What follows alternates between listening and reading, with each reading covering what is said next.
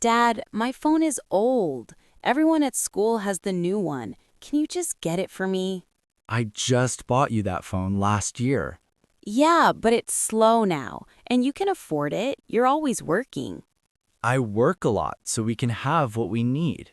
Exactly. So why is it a big deal? Because money doesn't just appear. I'm tired, okay?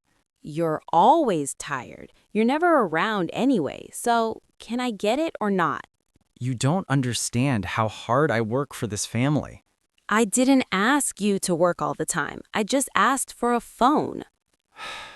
Fine, we'll see. Thanks, Dad. That conversation didn't go so well. Do you get the feeling that someone was not being heard?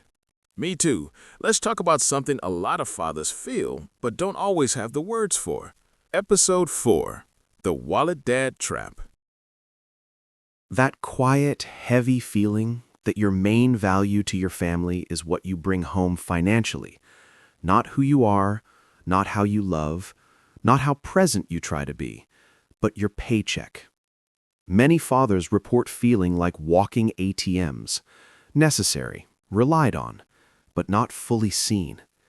And that matters, because when a man starts to believe his worth begins and ends with money, stress doesn't just increase, it becomes constant.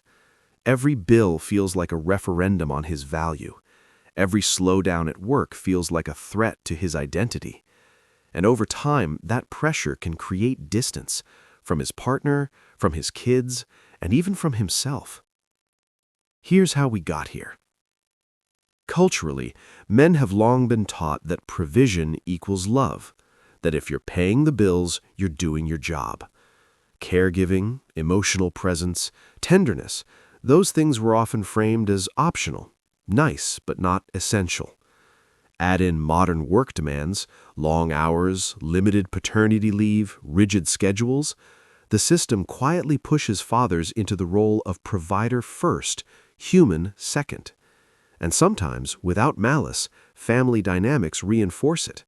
Mom becomes the default caregiver, dad becomes the backup, or worse, the sponsor. Over time, a man can start to feel like a guest in his own home, financially responsible for everything, emotionally connected to very little. The cost of this is real. Fathers in this trap report higher levels of stress, anxiety, and burnout, a deep sense of disconnection, and an identity crisis that sounds like this: if I'm not earning, who am I here? But this doesn't just affect fathers. Children feel it when a parent is physically present but emotionally distant. Partners feel it when emotional labor falls unevenly on one side. Relationships slowly become transactional instead of relational. So what actually helps? First, we have to redefine provision. Provision is not just money. Provision is presence. Provision is emotional safety. Provision is consistency, patience, and showing up, especially when it's inconvenient. Second, involvement matters, but not as help. When fathers take ownership of caregiving, bedtime routines, school communication, emotional check-ins, it reshapes the entire family dynamic. Not because dad is doing more, but because he's being fully seen. Third, validation matters. Men need to hear, explicitly, that their non-financial contributions matter, that being patient, attentive, nurturing, and emotionally available is not secondary, it's foundational. And finally, there's an internal shift that has to happen. A father's worth cannot be chained to a paycheck, because paychecks change, jobs end, markets change, but identity rooted only in earning is not stable. Here's the truth most fathers discover too late. Children rarely remember how much their dad made. They remember how safe they felt, whether they felt heard, whether he showed up, not just with money, but with himself. If you're a father feeling stuck in the wallet dad trap, know this: you are more than your income. Your presence is not a bonus, it's a necessity.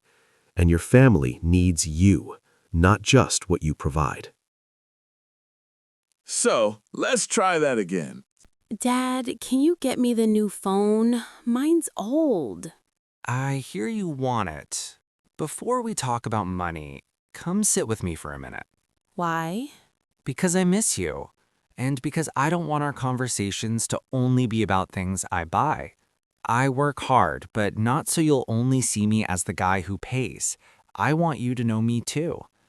We're not getting a new phone right now, but we are going to talk about why it feels important to you. Okay. And I want you to understand something. My time with you matters more to me than any phone. Now that sounds better. I hope you enjoyed this episode of the Family Meeting Podcast. Provision means much more than just money and things. Please like, comment, and subscribe.